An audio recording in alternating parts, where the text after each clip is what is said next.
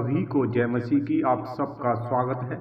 परमेश्वर ने अदन की वाटिका को इतना सुंदर और अद्भुत तरीके से बनाया, उसमें किसी भी चीज की कमी नहीं थी। आज हम जो कुछ कल्पना कर सकते हैं उससे कई अधिक चीजें थी वहाँ पर। प्रभु ने वहाँ पे अद्भुत तरीके से कई प्रकार के फल पेड़ लगाए थे जो कि हमने पूरी जिंदगी में कभी भी उनका नाम भी नहीं सुना है, खाने की बात दूर है। परमेश्वर ने इतना सुंदर और बहुत अच्छा वातावरण बनाया था। परमेश्वर ने उस वक्त तक, जब तक नूह का समय नहीं आया, यहाँ पर वातावरण एक जैसा और बहुत ही सुंदर था और यहाँ पे कुछ भी प्रदूषण नहीं था। परमेश्वर ने इस अदन की वाटिका को इतना सुंदर और भव्य बनाया था जिसकी कल्पना करना हमारे लिए नामुमकिन है, क्योंकि इतना सुंदर परमेश्वर का ये भव्य था जो अद्भुत तरीके से बनाया। इस पृथ्वी पर परमेश्वर ने मनुष्य को अपने स्वरूप में बनाया, नर और नारी करके बनाया। और प्रभु ने बड़े खुशी से और बड़े आनंद से और बड़ी इच्छा से परमेश्वर ने मनुष्यों की रचना की, जो कि प्रभु ने इतने अच्छी जगह पर उनके लिए हर चीज का साधन किया, पानी का, फलों का, खाने पीने का, रहने का, वातावरण का, और वहाँ पे पशु पंछी हर चीज वहाँ पे मौजूद थी। जहाँ पर परमेश्वर ने अदन की वाटिका में परमेश्वर ने अपने स्वरूप में, अपने समानता में परमेश्वर ने नर और नारी को बनाया। मैं अगर सोचता हूँ कि पृथ्वी पे सबसे ज्यादा कोई खूबसूरत चीज है या खूबसूरत है तो वो मुझे लगती है नारी, क्योंकि मैं नर हूँ इसलिए, क्योंकि परमेश्वर ने नर और नारी को दोनों को ही सुंदर बनाया है।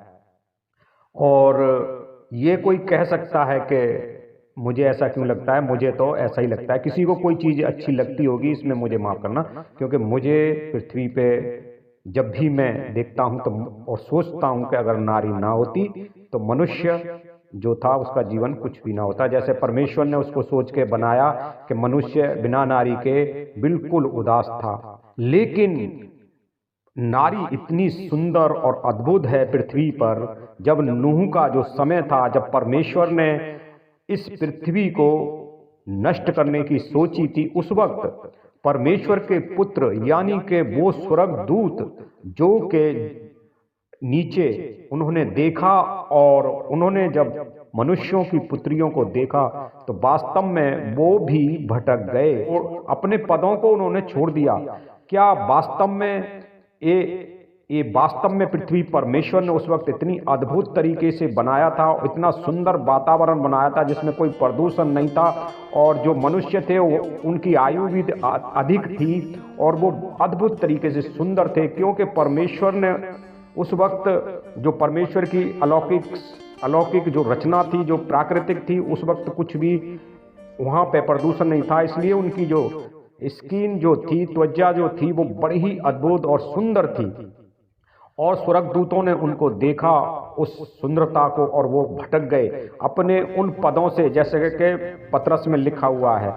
और मैं सोचता हूं कि सचमुच क्या स्वर्ग से भी ज्यादा सुंदर पृथ्वी को बनाया था परमेश्वर ने। तो मैं सोचता हूं कि मनुष्य जो है पृथ्वी पे जो है वो एक सुंदर और स्वर्ग की तरह था, लेकिन ये मिट्टी का जो शरीर है इसकी एक सीमा हो गई। क्योंकि सीमा इसलिए कि शैतान के द्वारा भरमाए जाने के बाद मनुष्य का मरना तय हो चुका था। लेकिन इतना सुंदर वातावरण परमेश्वर ने जो बनाया था, उसमें फिर प्रवेश होने के लिए हम तैयार कर रहे हैं, क्योंकि कुछ लोग स्वर्ग रहेंगे और कुछ लोग फिर दोबारा से उसी अदन की वाटिका में और उसी यरूशलेम में जो पृथ्वी पर आने वाला है और उसी में रहेंगे। तो इसलिए फिर से परमेश्वर एक मौका दे रहा है जिसको आदम के द्वारा खो दिया गया था, और फिर प्रभु चाहता है कि तुम उसी में रहो। लेकिन अब इसमें जो रहेंगे वो लोग रहेंगे जो इस परीक्षा को पार कर लेंगे, क्योंकि वो जो चीज दी गई थी बिना परीक्षा के दी गई थी, इसलिए वो आदम ने खो दिया। आज हम प्रभु यीशु मसीह के द्वारा जो प्रभु ने हर एक चीज को पूरा किया, जो कि उस अदन की वाटिका में उस आदम की वजह से हम उसको हार गए थे, यानी कि शैतान के द्वारा आदम उसको हार गया था।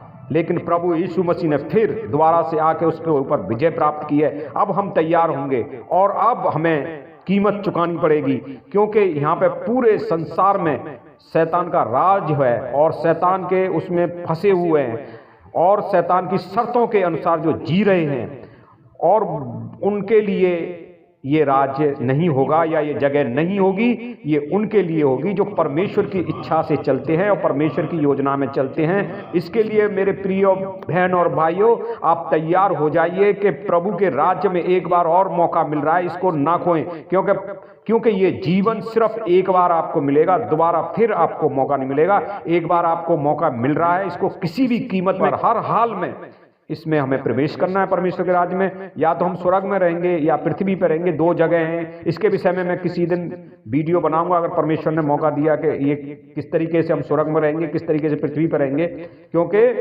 ये बाइबल का एक भेद है। इसको फिर कभी प्रकट करेंगे।